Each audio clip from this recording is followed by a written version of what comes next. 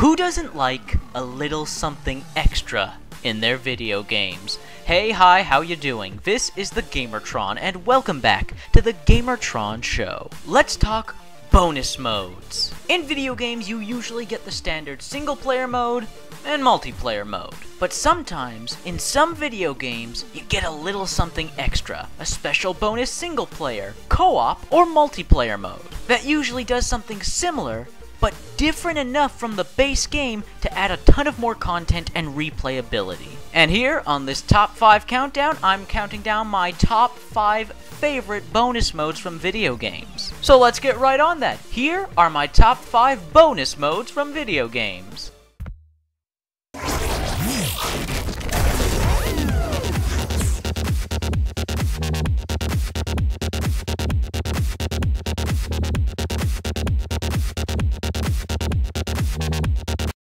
Number 5. Test your luck, might, sight, and strike from Mortal Kombat. Now, when you play a fighting game, when you get a fighting game, that's usually all you expect, to be playing just a fighting game. Leave it to Mortal Kombat to mix things up with its Test Your challenges. Luck, might, sight, and strike.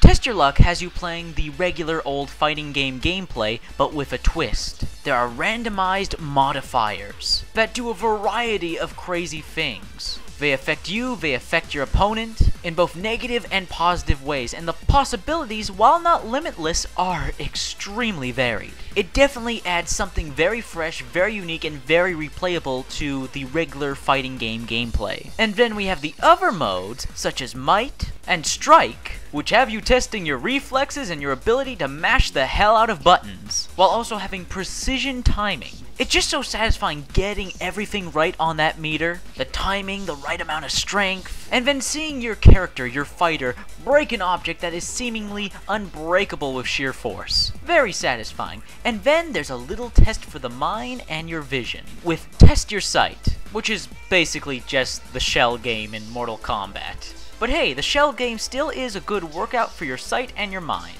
The only reason the Test Your bonus modes aren't higher in this top 5 is because you have to go through the goddamn challenge tower to unlock them all. I honestly would have put these higher up on the list. I really do enjoy these little mini games, but having to go through the goddamn annoying as hell challenge tower to unlock all of these, while it is worth it, it doesn't make it any less of a pain in the ass. So yeah, the Test Your bonus mode mini games are a lot of fun. The challenge tower can suck my...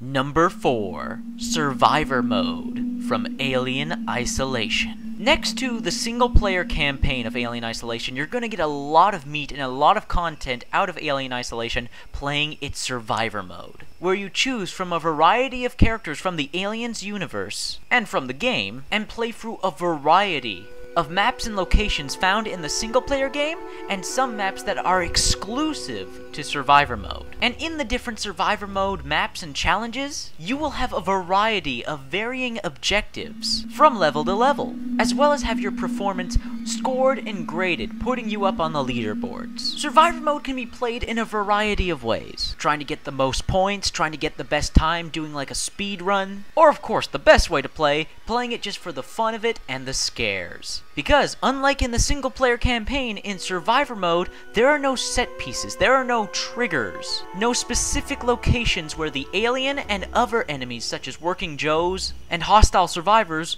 when they will show up. It adds, once again, a lot of variety and a lot of replayability. Survivor Mode makes for a great stealth game, survivor game, score-based challenges kind of game, and of course a horror game. When you play Alien Isolation, I wouldn't recommend just putting it down after finishing the single player. Definitely give Survivor Mode a shot.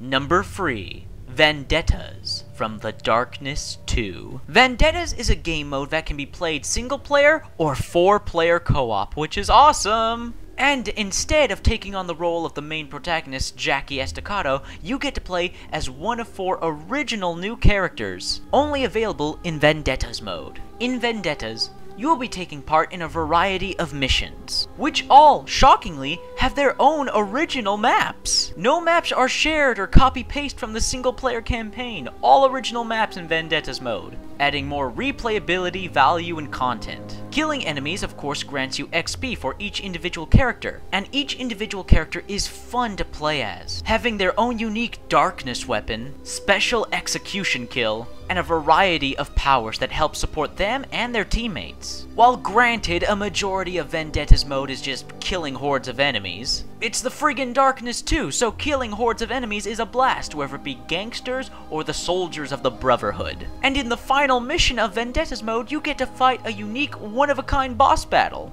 Pretty awesome. So again, once you finish the single-player campaign of The Darkness 2, I would not recommend putting the game down just yet. I would definitely recommend playing Vendettas mode and trying out the 4 unique characters in that game mode. There's still lots of killing to do.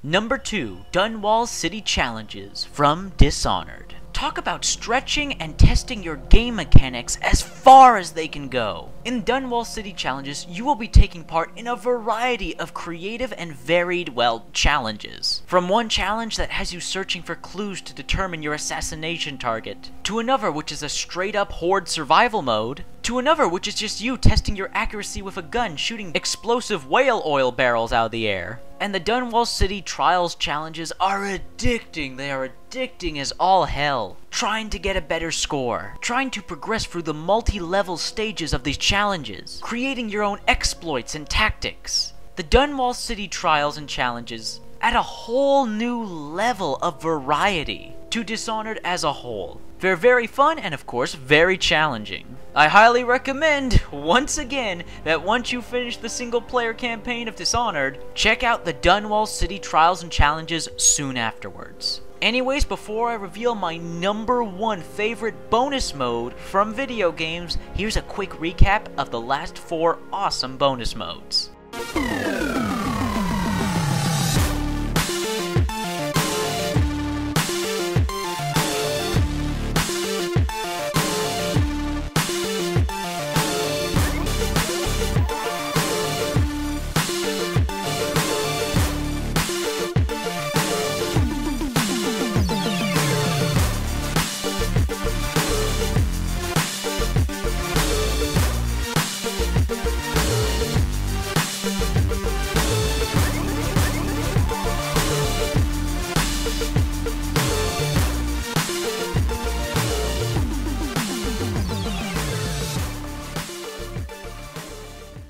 And my number 1 favorite bonus mode from video games is Deniable Ops from Splinter Cell Conviction.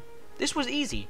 This was an easy choice. While I simply love the single-player campaign of Splinter Cell Conviction, I have spent literally dozens, if not hundreds of hours in the Deniable Ops game mode of Splinter Cell Conviction. While the single-player campaign is of course replayable, Deniable Ops is just so much more replayable. There's a good amount of choices in terms of maps, 3 different game types, and of course access to all those weapons, equipment, and badass looking costumes. And even better, this can all be played in co-op.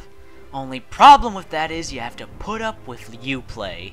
God damn it. Well, that's only if you want to play co-op. If not, Deniable Ops is also great single-player fun. First off, no matter the game type, enemies and enemy placements are always different. They're placed differently around the map, they have different patrol patterns, and as you progress through the map, the enemies get even more varied up and get better guns and body armor, which again adds so much variety. Then we have the different game types themselves: Hunter, Infiltration, and Last Stand. In Hunter, it's your typical, awesome, great Splinter Cell Conviction gameplay. You have a certain amount of enemies to eliminate before you can progress. If you get spotted, enemies bring in reinforcements. In Infiltration, you have to be completely stealthy and not alert the enemies or set off the alarm. So a complete total stealth experience. This mode also introduces invisible trip lasers and cameras, so even more challenge and stuff to look out for there. And then we have Last Stand mode, which is basically, well, what do you expect? It's a horde mode.